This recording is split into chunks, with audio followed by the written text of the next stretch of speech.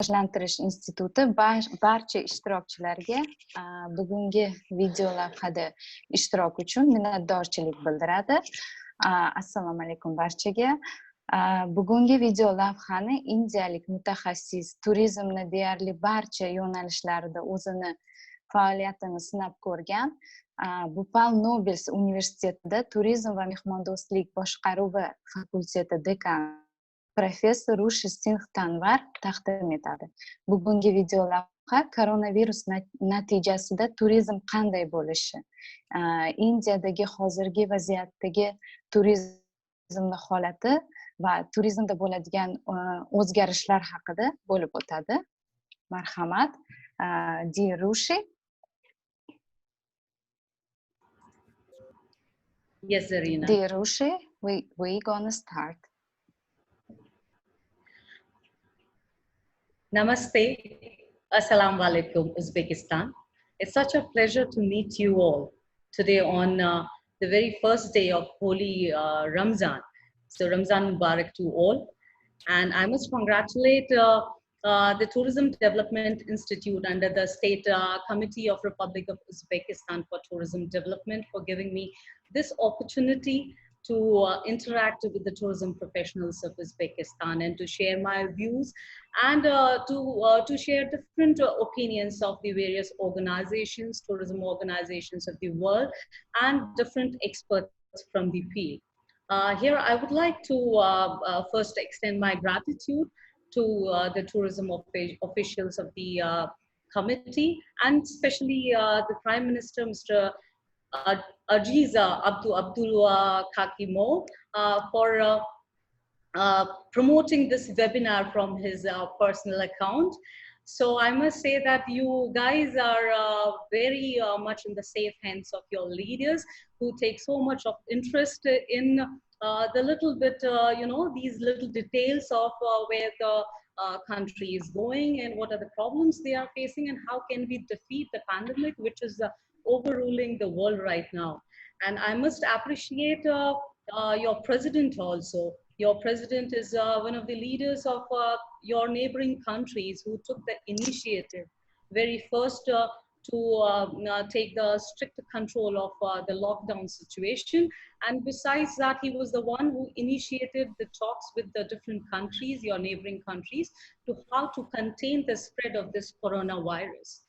So you guys are really very lucky to have such able leaders. And besides, if we talk about our own country, we are also very lucky to have the able leaders like our Prime Minister, who has taken the proactive role in putting the stringent lockdown on starting from 21st March. And today is like it's 1 month is over.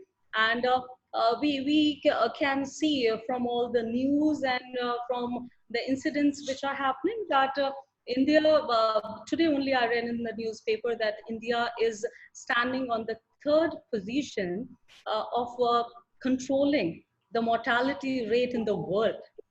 The first position is, of course, Russia is heading the list of the mortality rates. They have controlled it so much. The second is Turkey, and India is on the 3rd position. So if you look at the magnanimous population of India, it is 1.38 billion. And with such a big populous country, and if you compare the number of the confirmed cases and the mortality, we are very well performing in that area, that we are able to contain coronavirus. And last night our Ministry of Home Affairs have released some orders that nowadays, from today onwards, there is some relaxation in opening the shops and all, and from different areas, like just except the hotspot areas, all the shops in different areas of the of India, all the state governments, they can take care of the hotspot and then they can open up the shop so that people should feel relaxed, not much stress. They can go out and do the shopping. Here I would like to emphasize on some of the initiatives which our country took. That is, they took a proactive role in putting the lockdown first, because you can imagine that with such big population and with such a lot of diversity in India, people from different religions and regions. As you can say today, the Ramzan has started, and we have different religions, so it is very difficult to control the population. But then people have listened to the government, so they are following the stricter guidelines of government to follow the lockdown. So that first initiative of lockdown has been successful. Second, the government introduced the Arogya Setu app. This app is very helpful. I myself have downloaded the app, which shows that this is a sort of a personal bodyguard to us, where we can give details of our traveling. If we have traveled like last 30 days or 14 days, or if we are containing any of the symptoms of either cold and cough, or if we feel that we may be having the symptoms, we can give the details there. And with the Bluetooth on and all, we can be traced by the government if we are having any symptoms. The third step which they took, that is very much appreciated by the world leaders, that is the supply of medicine of hydroxychloroquine to different countries. Even Russian Prime Minister appreciated a lot. So we supplied the medicines to different parts of the world. So this is the leadership which has been appreciated by the world, that India is taking a lead role in containing the spread of the coronavirus.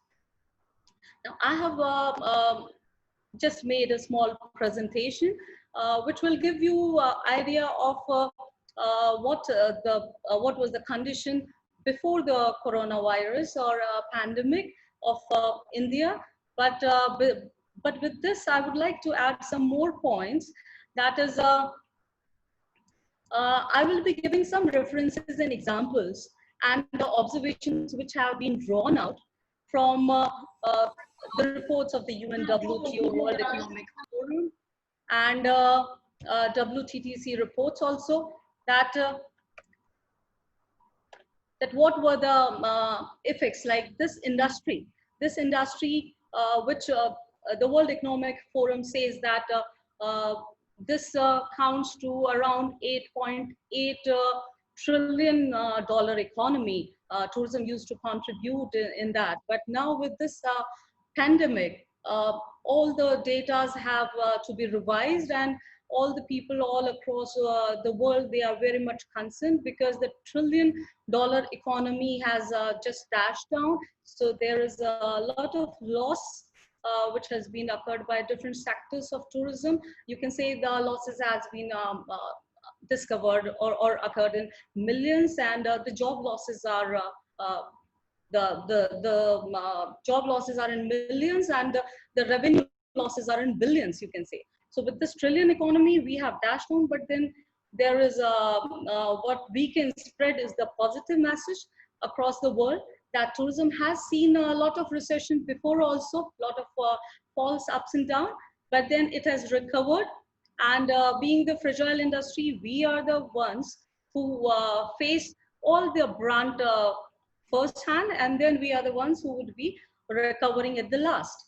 But then we should not lose any hope, because I can give an example of myself, like my husband, who is into guiding profession, and he received messages from his earlier clients that in 2021 they would like to travel with him, and the company has a company from UK. He deals with the UK clients, so the company has confirmed his assignment in 2021 March. So we can see the positivity of the response of the people. So it's not that people will not be traveling. It has been a jolt in the beginning. This we have discovered with the discussion with various experts also, that people will, there will be a slow tourism.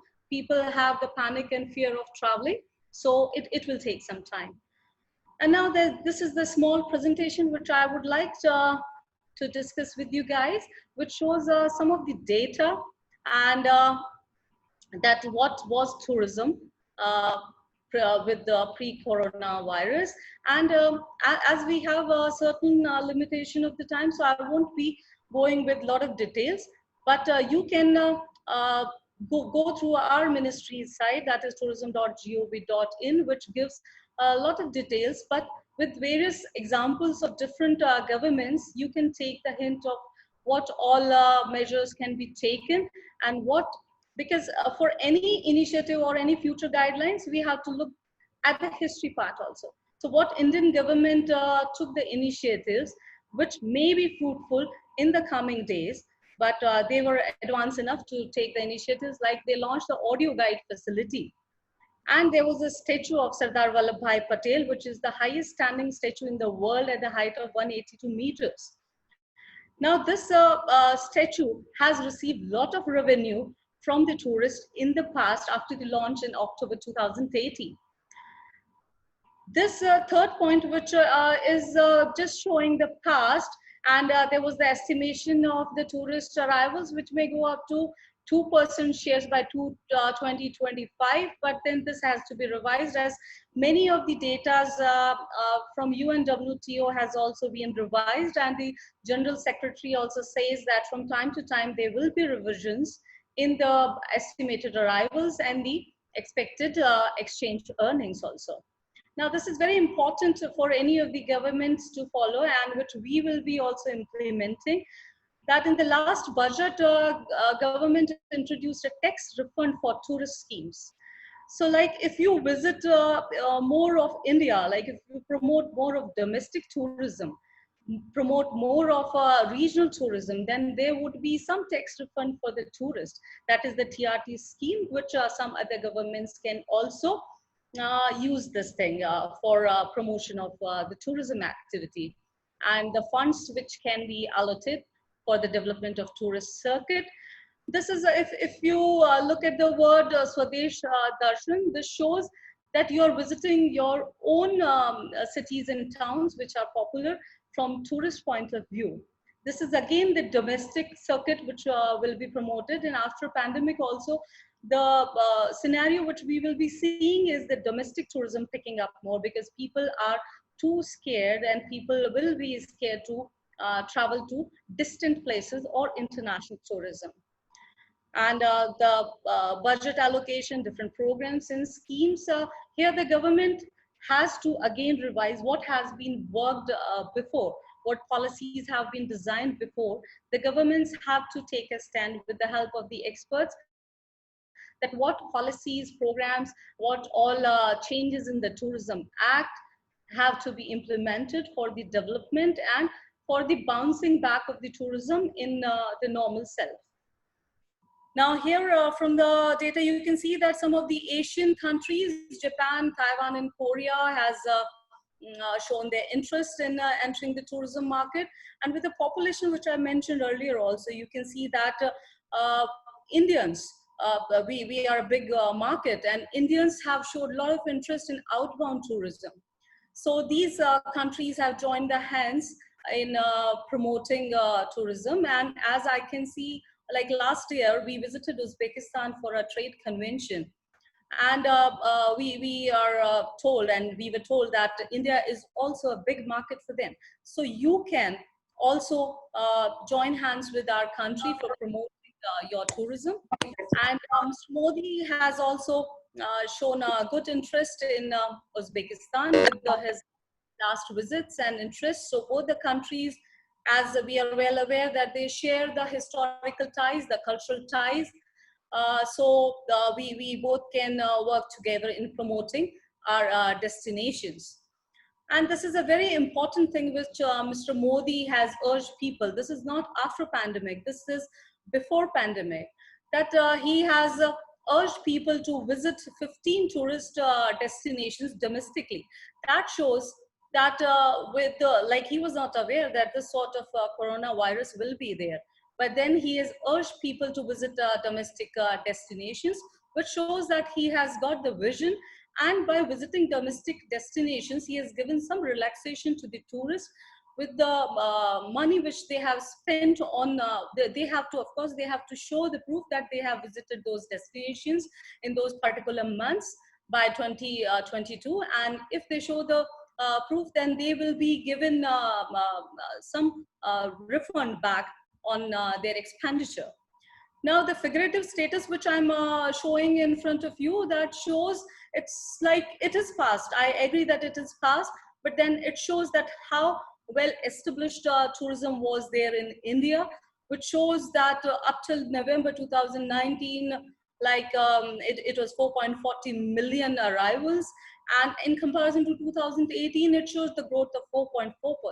So you can see the magnanimous growth, and it was a continuous growth which we were following in terms of foreign tourist arrivals. And foreign exchange earnings also, you can see the registered growth in comparison to the 2018, it was 12.2%. So from this, you can get the idea that the tourism was well established. We were going on the upward scale. So with the jolt, okay, all the world has stopped with the jolt. All the big companies, all the airlines, they have been grounded. All the business has plunged. But then it is not going to be for future also.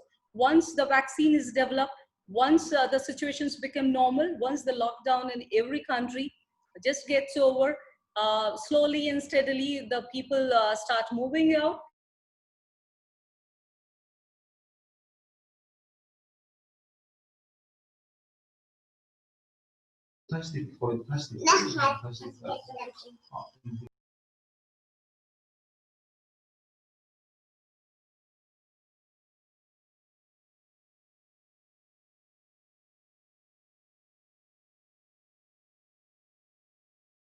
Of growth has been shown by the one tourist visa, and the foreign exchange earnings are also pretty good. The source is from tourism.gov.in, and this is a very good diagram which we can see that how India is at advantage in terms of tourism. That we have got different schemes, though the words are written in Hindi, but that means Swadesh Darshan, as again I'm saying that this shows domestic tourism. So our Prime Minister has been promoting, the Department of Tourism has been promoting the domestic tourism at a large scale. And besides domestic tourism, they are promoting the religious tourism. They are developing the thematic areas as per the Prasad scheme. That is, you should visit more of the domestic tourism and religious tourism, and better infrastructure facilities would be implemented in that. And besides these two tourism, another tourism which the government is putting a lot of emphasis, and they are giving a lot of funds, that is the medical tourism industry, which we will be seeing post-pandemic, that people would be going more for medical tourism and wellness tourism. So in advance, India has planned, and they have given a lot of funds that for the medical tourism, and it is expected to touch $9 billion. And India offers a lot of products. We have a lot of architectural marvels. We have around 30 World Heritage sites, 25 biogeographic zones, attractive beaches, mountains, culture, heritage. So you can see we have lot many things to offer to the world. And these, all the things, they are intact. People are not traveling, but you can see that with the corona effect, when the people are in their houses, when the environment is not exploited, they are regenerating. They are shedding of this skin which was exploited with the pollution, and they are regenerating. So a better tourism is expected, and people are seeing that we will have a bright future for tourism. Now, we have seen that this is a sort of a pandemic which has put all the world on standstill. All the people are following the same routine everywhere. I'm sitting here in India. You are there in Uzbekistan, but we all are following the same routine. Like, we are doing the household course, and we are all interacting via Zoom platform or different online platforms. We are keeping ourselves busy by learning many things online. And if we want to go out just for buying any of the things, then we have to seek the permission. So it's all over the world, they are following the same routine, and the world is showing the solidarity. This is the time when the world is showing unity and solidarity in terms of following the rules and regulations. Now, this is the enemy is invisible, and this is such an irony, which if you have heard the name of Aristotle, the Greek philosopher, he said that man is a social animal. But now what we are following is, we are following the social distancing. And here, I would like to praise Uzbekistan. Like still, the memories are fresh in our mind. When last year when we came there, you have the benefit of less population. Like your population in comparison to us is very less, and your it is the rural areas which we have seen, or the city, they are not thinly populated. They are thickly populated, and there's sparse gaps, so social distances is there, and you don't have to follow that, because in naturally you follow the health and hygiene sanitation, which we have seen. All the cities and rural areas were so neat and clean. So some of the things which, as per the WHO guidelines, you need not to worry much about that. And the culture which the Asian countries share, that is also like we have been brought up like we respect our elders, we respect the ladies, and we obey our elders. So Asian countries are benefit in this crisis time, that we are, as we have been brought up in discipline, so we are following the strict rules laid down by government, and this is helping us to contain the spread of the virus in comparison to the European countries and other countries where liberal governments are there. So you can see the number of the increase of corona patients in other countries in comparison to Asian countries. Like, these are the threats which we have seen so far, that people are very, very scared of the life. Now, right now, we are concerned about our business, but then the business can prevail if we are alive. So we have to be safe. We have to stay at home to travel tomorrow. So the life is the biggest threat which we are facing due to COVID-19. Panic is there, that if somehow, if we come in contact with any of our person, because you have seen that the symptoms appear after the maximum limit is 28 days or so. So we do not know whether the person is affected by this disease or not. So this panic is among the people. But now, if you follow the guidelines which are laid by WHO and your governments, you can ease off the panic. You can, get rid of the future worries, and you by following the instructions. So you can carry on with that. And loss of businesses and jobs are pretty much there, but this is there for the whole world. Economic depression, which we can see people are facing. A lot of job losses and economy recession is there. No international tourism. The countries which are more dependent on international tourism, they will be having a pretty difficult time. So all the governments, they are putting more emphasis on domestic tourism. So we should also, like Uzbekistan, should also promote more of domestic tourism and regional tourism. You are locked down by 5 countries, and those you can, because I have seen that the growth is not much of the virus there. So when when lockdown is eased off, then you can promote, besides domestic tourism, you can promote the regional tourism. Dark tourism, as we can see, is there. Slow tourism is there. And technology gaps, these are all the threats, because most of the people in this industry who are of the low scale jobs, they are not having the access to technology, so they are not abreast with what is happening all over the world. And they do not know how to address their concerns, and how to hone their skills via technology. Now, what the impacts of pandemic are there? As I've mentioned before, that this is the fragile industry, so we know this is the fragile industry. But I'll be talking about some of the strengths of the tourism in later slides. But we know that besides being the fragile, this is a very strong industry which has contributed in the growth and economy of many countries, and which has helped them to come on the forefront. Now, here, if you have heard about, where talked about term of over tourism, even World Economic Forum has discussed, UNWTO has discussed, WTTC, they were all concerned with some of the destinations that over tourism, the problem is creeping in.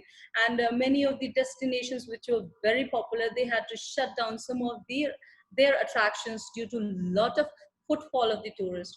And we also have seen that one blockbuster movie comes in the scene, and after a month or so, there are a lot of visitors visiting that place. So that was a threat to the residents and to the nature, damaging the nature, the landscape. So now over tourism is past. Now it will be replaced by balanced tourism. The balanced tourism is that you will have to take care of the carrying capacity of the place. Suppose your place or your destination can contain a limited number of tourists, then you should be allowing the limited number of tourists only to protect, because this virus, the world was not prepared. So in future also, now we should be prepared. We should have the disaster acts, we should have the new tourism acts, and we should be prepared to face new viruses or new things to come up in future. So a balanced tourism is very much important for the future. Domestic tourism in forefront, and in India what we have seen also, outbound tourism was growing a lot, but then domestic tourism is still there because we are more towards visiting religious places, attending fairs and festivals. India has got a lot of diversity, and all the year round we have a lot many activities which attract mass tourism. So domestic tourism is there, but then the impact of pandemic, people are afraid. They will be the residents of the destination, the attractive destinations, the residents would oppose tourists. Like I stay in the place, Udaipur is a very beautiful town of India, a tourist destination, which has got all the tourism products which can be offered to tourists, like ranging from nature, history, culture, architecture, marvel. And Udaipur is known as a hot wedding destination. Many of the Hollywood and Bollywood weddings and events have taken place in the past. So, but uh, now the residents will be more careful, will resent the tourist. Right now, Udaipur has only incurred 4 confirmed cases, but they have recovered. Our administration is taking a lot of stringent actions, and they are very effective in terms of controlling the coronavirus impact. And here we can see that there will be a lot of rules and regulations for international travel. So we can expect that people will travel less for some years, because what would be expected from the traveler would be a lot of health checks, and a healthy traveler would be expected to travel. So we can see that for some months or 1 or 2 years, less international travel would be there. But then there is a very nice positive impact which we can see, is that less pollution, clean air destinations getting renewed. And a very important feature which I would like to stress, that we shouldn't be worried much, because this time has been bestowed to us by nature and God, that we can give importance to our family and loved ones. People are staying at home. They earlier, like when they were busy in their jobs and their business, they couldn't give much time. So this is the time when you can give more time to your family and loved ones. And this concept will be implemented in the tourism activity also. In the coming days, you will see the VFR concept coming up, like visiting friends and relatives.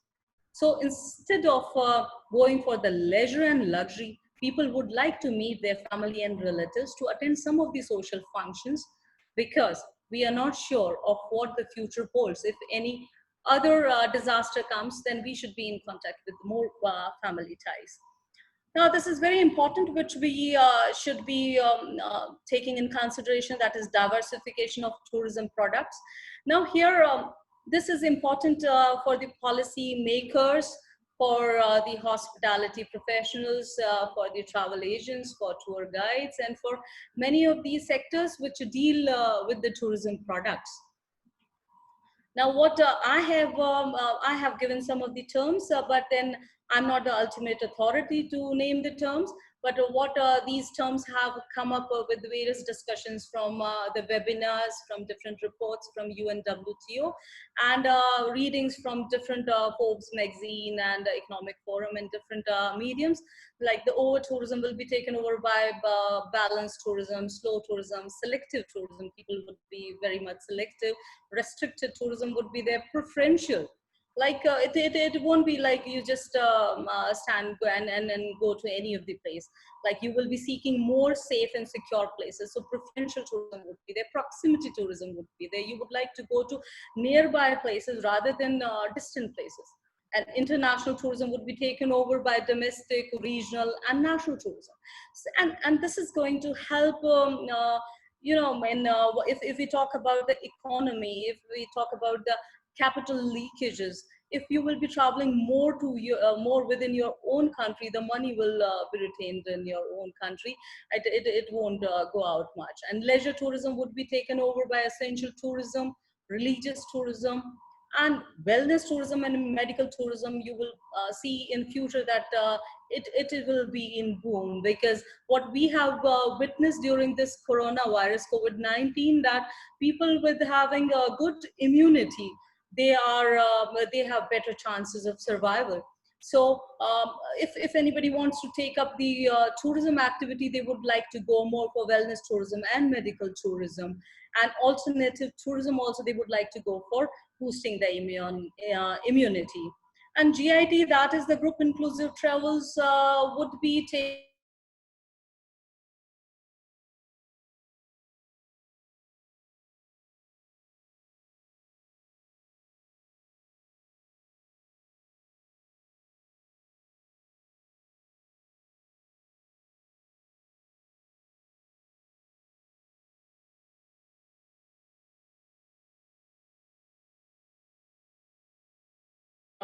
more, or the travel industry should consider more on FIT. And the cosmopolitan culture or tourism would be taken over by know your roots and rural tourism. That is like which with the common examples of our day-to-day life. Also, we have seen that we are not going towards the branded products. We are buying the essential things. So this will help in boosting your own local produce. We have seen that the tourism industry constitutes 80% of SMEs, that is the small medium enterprises. So it will help the local products, the local handicrafts to promote more. So you should use more of the local produce, help in their economy. So this is what we are predicting in future, that rural tourism and know your roots, you should get back to your own culture. Now, as I'm also member of four five-star hotels here, um, which I'm a member of the POSH committee. I was discussing with the GM of the hotel where I'm sitting right now. I'm very thankful to him for providing me this place to conduct this webinar to talk to you. And as I was having some issues with my network and all, so I discussed with them, and they said that as the rooms are empty, they are not having any booking. So what they are doing is they are trying to generate some revenue to manage their salaries of some of these staff by promoting more of the F&B service. So they are sending their menus on mobiles and different mediums to people. So home delivery concept they have introduced. And a fine dining experience by hotels at your residence can also be implemented with the discussion of various people from the travel industry, that if this dining experience can be laid down at your residence, this would be very popular, because people, you cannot afford people to invite to your hotel. And designing attractive and affordable menus, and the hospitality, they have to start giving attractive offers, that attractive offers for the people for safe and secure stay, and the hotel room should be disinfected after each previous visitor. So you can see that there are a lot of challenges for the hoteliers also, that they have to make their stay safe and secure by putting a lot of hygiene and sanitation Dear procedures. Rushi, Yes. sorry for, yes, we have a few time. We left not Yes. so much. I'll just, And yes, I'll could just you please finish it off fast. finish? And Okay. so you can read it out from here, that restaurant also, they have to deal with maintaining the social distance, and the travel fees for, if they are flexible by putting a fully refundable and the amount which you are booking, if it is refundable and flexible, there with the cutthroat competition, then you can sail in the market. And there's a very important thing which the Singapore Tourism Board is playing, that they are deploying the tourist guides.